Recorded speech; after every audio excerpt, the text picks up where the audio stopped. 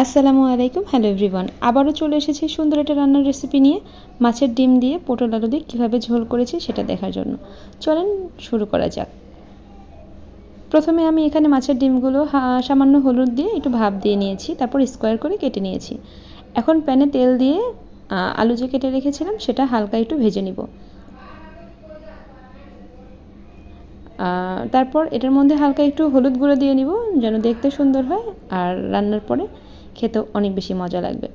তার মাঝখানে একটু কথা বলে রাখছি, আমাদের চ্যানেলে বিভিন্ন সুন্দর সুন্দর রান্নার রেসিপি পাবেন এবং স্বাস্থ্য বিষয়ক অনেক টিপস আছে এবং পরামর্শ। যদি আপনাদের একটুও ভালো লেগে থাকে অবশ্যই চ্যানেলটি সাবস্ক্রাইব করে রাখবেন যেন পরবর্তী ভিডিও আপলোড করার সাথে আপনার কাছে চলে যায়। তো তারপর আমি অবশিষ্ট তেলটা ফেলে না দিয়ে ওটার মধ্যে পেঁয়াজ কুচি দিয়ে ভালো করে ভেজে নিয়েছি। আর এটাতে সামান্য পানি দিয়েছি রসুন বাটা, আর আস্তে আস্তে সব মশলাগুলো অ্যাড করব। হলুদের গুঁড়ো, মরিচের গুঁড়ো, লবণ, আসলে এগুলো স্বাদ মতো দেবেন, যে যেমন খেতে পছন্দ করেন সেরকম করে দেবেন। সবসময় চেষ্টা করবেন মশলা এমনভাবে কষানো যেন ওপরে তেল ভেসে থাকে, তখন মনে করবেন মশলাটা পারফেক্টভাবে কষানো হয়েছে। এখানে আরও দিয়েছি সামান্য জিরার গুঁড়ো এবং ধনিয়ার গুঁড়ো। সব মশলা ভালো করে কষানো হয়ে গেছে, তাই এখানে পটল কেটে রেখেছিলাম সেটা দিয়ে দিলাম। এবং এখানে আরও এখন যোগ করব আমি আগে থেকে যে ভেজে রেখেছিলাম আলু,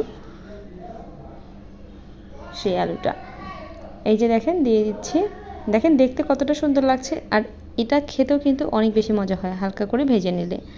দুইটা এখন ভালো করে মিক্স করে নিচ্ছি, তারপর একটু কিছুক্ষণ ঢাকা দিয়ে রাখবো মশলাটা পটল আলুর মধ্যে ঢুকে যাওয়ার জন্য। তো আবার একটু হালকা ভেজে নিয়ে এখন পানি দিয়ে দিচ্ছি, ঝোল দিয়ে দিচ্ছি আর কি। আমার রান্না প্রায় শেষের দিকে।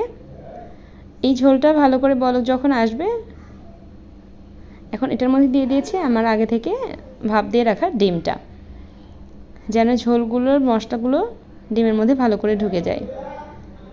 এবং সার্ভ করার আগে এই জন্য দিয়ে দিলাম 4টা কাঁচামরিচ।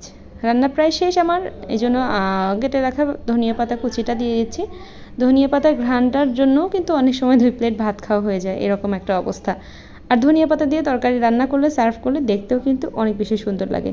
এভাবে মাছের ডিম রান্না করে একবার বাসায় ট্রাই করে দেখতে পারেন, সবাই চেটেপুটে খাবে। আশা করছি ভিডিওটি ভালো লেগেছে আপনাদের। অবশ্যই ফলো দিয়ে সাবস্ক্রাইব করে আমাদের পাশে থাকবেন, উৎসাহ দিবেন। ধন্যবাদ সবাইকে।